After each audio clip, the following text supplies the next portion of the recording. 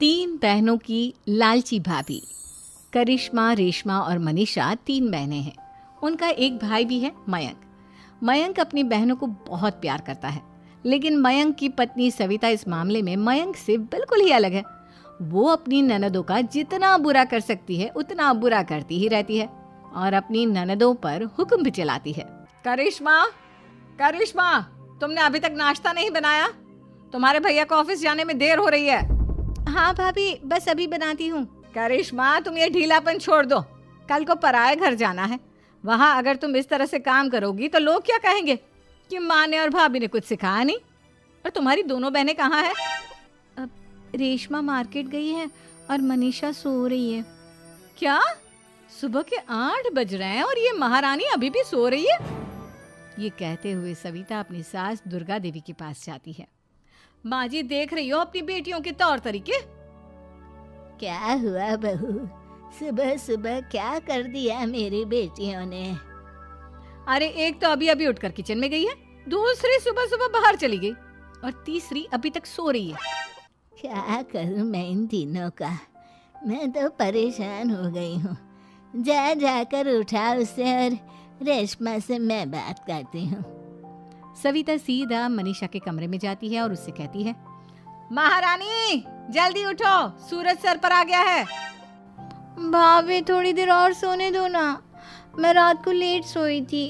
वो क्या है ना, यूनिट टेस्ट चल रहे हैं। शराफत से उठती है या नहीं, या फिर पानी की भरी बाल्टी डालूं तेरे ऊपर? नहीं नहीं भाभी, मुझे बिस्तर में नहीं नहाना, उठती हूँ मैं। मनीषा जल्दी से उठकर बाथरूम में चली जाती है। सभी आराम से बैठकर नाश्ता कर रहे होते कि तभी रेशमा बाजार से हाथ में सामान लिए आ जाती है। रेशमा को देखते ही सविता उस पर बरस पड़ती है। लो, आ गई महारानी। ऐसा भी क्या सामान लाना था जो सुबह आंख मलते ही बाजार की तरफ रवाना हो गई? भाभी, कल आप ही तो चीख रही थी कि घर का सारा सामान मुझे ही लाना पड़ता है, घर में किसी को भी किसी काम से कोई लेना देना नहीं है। अब मैं बाजार जाकर सामान ले आई तो आपको इस बात से भी तकलीफ हो रही है? देख रही हो माँ जी, अपनी बेटी की जुबान कैंची से भी तेज चलती है। और मयंक, आप तो कुछ कहेंगे नहीं अपनी लाडली बहन को? रेशमा, अपनी भाभी से ऐसे बात नहीं करते। चलो माफी मांगो। भैया, मैं क्यों माफी मांगू? आप भाभी से बोलिए ना कि हम पर कम हुक्म चलाया करे। हम इस घर की बेटियां हैं और आपकी पत्नी की ननद है, नौकरानी नहीं। लो कर लो बात। इनकी भलाई के लिए कुछ भी बोलो तो इन्हें बुरा लग जाता है। इस घर में यही इज्जत है मेरी। देख लो माँ जी, आपकी बेटी किस लहजे में मुझसे बात कर रही है। सविता वहां से चली जाती है। मयंक को बहुत गुस्सा आता है, वो भी वहां से चला जाता है। फिर करिश्मा रेशमा को समझाती है, रेशमा, तुम्हें भाभी से माफी मांग लेनी चाहिए थी ना। लेकिन दीदी, मैंने कुछ किया ही नहीं, तो मैं माफी क्यों मांगू?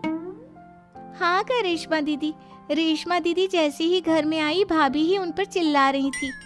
हाँ, मैं मानती हूँ कि गलती भाभी की थी। मैं तो इसलिए बोल रही हूँ कि भाभी ने माँ को तो पूरी तरह अपने वश में कर लिया है। वो हमारी बात सुनती ही नहीं। मयंक भैया हमारे लिए हमेशा खड़े रहते हैं, इसलिए उनकी बात का मान तो तुम्हें रखना चाहिए था ना। कोई फायदा नहीं दीदी, कुछ दिनों की बात और है, भाभी उन्हें भी हमारे खिलाफ भड़का देंगी। फिर वो भी माँ की तरह हमारी किसी बात का विश्वास नहीं करेंगे। इसी तरह सविता अपनी तीनों ननदों को किसी न किसी बात पर परेशान करती रहती थी। एक दिन मयंक अपनी तीनों बहनों के लिए गिफ्ट लाया। करिश्मा, ये तुम्हारे लिए हार का सेट। रेशमा, तुम्हारे लिए सुंदर सी ड्रेस। और मनीषा, तुम्हें किताबें पसंद है ना, तुम्हारे लिए किताबें लाया हूँ। थैंक यू भैया। थैंक यू भैया। थैंक यू भैया। करिश्मा, तुम्हारा नेकलेस कितना सुंदर है, ये भैया कहाँ से ले आए होंगे? मैंने भैया को 3 दिन पहले फोन पर ये डिजाइन दिखाया था और आज भैया ये ले आए। सविता तो अपनी ननदों के गिफ्ट्स देखकर जल गई और करिश्मा का नेकलेस तो उसे भी बहुत पसंद आया था। अपनी बहनों के लिए कितना अच्छा नेकलेस लेकर आए हैं, मुझे कभी कोई गिफ्ट नहीं दिया। मैं आज ही ये हार चुरा लूंगी। रात में सविता करिश्मा का हार चुरा लेती है और इसी तरह उसे अपनी ननदों की जो भी चीज़ अच्छी लगती वो उसे मांगती नहीं, बल्कि रात के अंधेरे में चुरा लेती। इसी तरह दिन बीतते गए और सविता ने मयंक के दिल में भी उसकी बहनों के लिए नफरत पैदा कर दी। एक दिन मयंक ने करिश्मा और रेशमा के लिए रिश्ता देखा और ये बात उसने घर में सबको बताई। माँ, करिश्मा और रेशमा के लिए बहुत अच्छा रिश्ता आया है, वो लोग कल इन्हें देखने आ रहे हैं। आप और सविता मिलकर सारी तैयारी कर लेना। ये सुनकर करिश्मा और रेशमा खुश हो जाती हैं, लेकिन सविता सोचती है, अगर इन दोनों बहनों की शादी हो गई तो घर और बाहर का काम कौन करेगा? मनीषा तो एक नंबर की कामचोर है, उससे तो किसी बात की उम्मीद लगाना ही बेकार है। मुझे इस शादी को रोकना होगा। अगले दिन सभी लड़के वालों के स्वागत की तैयारी करने में लगे होते हैं। तभी मयंक अपनी बहनों से आकर कहता है, तैयार हो गई तुम दोनों? देखो दोनों लड़के बहुत अच्छे हैं, मैं कोई कसर नहीं छोड़ना चाहता, इसलिए तुम उनके सामने अच्छे से बिहेव करना और अपनी भाभी से लड़ने मत लग जाना। करिश्मा, तुम वो नेकलेस पहन लो ना जो मैं तुम्हारे लिए लाया था। भैया मैं बहुत देर से वो नेकलेस ढूंढ रही हूँ, लेकिन मुझे मिल ही नहीं रहा। क्या तुमने नेकलेस खो दिया? तुम्हें पता भी है वो कितना महंगा था? तुम कोई काम ढंग से नहीं कर सकती। मयंक गुस्से में वहां से चला जाता है। थोड़ी देर बाद लड़के वाले भी आ जाते हैं। वो दोनों बहनों को पसंद कर लेते हैं और रिश्ता पक्का हो जाता है। लेकिन सविता के दिमाग में तो कुछ और ही खिचड़ी पक रही थी। वो पंडित जी के पास करिश्मा की कुंडली लेकर जाती है और उन्हें पैसे देकर करिश्मा की कुंडली बदलवा देती है। जब लड़के वालों के पास करिश्मा की कुंडली जाती है तो वो दुर्गा को फोन करते हैं। बहन जी, हमने करिश्मा की कुंडली अपने पंडित जी को दिखाई थी। आपकी बेटी की कुंडली नहीं बल्कि दोषों का पिटारा है। देखिए, मैं और मेरे पति इन सब बातों में बहुत विश्वास करते हैं, इसलिए हम आपकी बेटी से अपने बेटे की शादी नहीं करा सकते। इस तरह करिश्मा का रिश्ता टूट जाता है और सभी घर वालों को बहुत दुख होता है। अब कविता सोचती है, चलो करिश्मा का तो रिश्ता टूट गया, अब रेशमा का भी रिश्ता तोड़ना है। क्या करूं? अब सविता आवाज बदलकर किसी अननोन नंबर से रेशमा के होने वाले ससुराल में फोन करती है।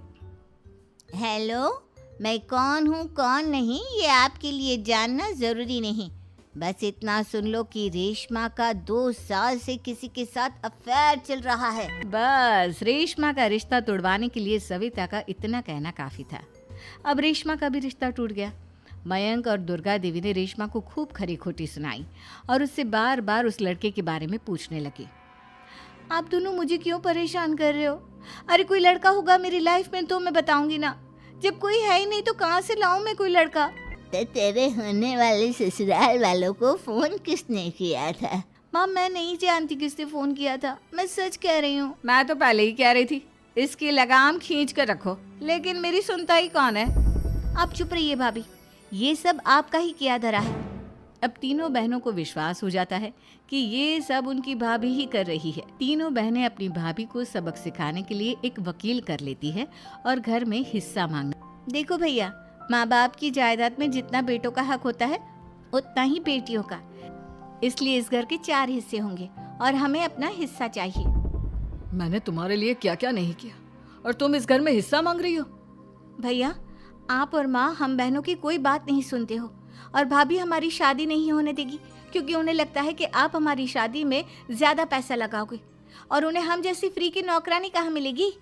तो हम भाभी के साथ तो रह नहीं सकते, हम बहनों को अपना हिस्सा चाहिए। अरे तुम्हें शर्म आनी चाहिए अपनी भाभी पर ऐसा इल्जाम लगाते हुए।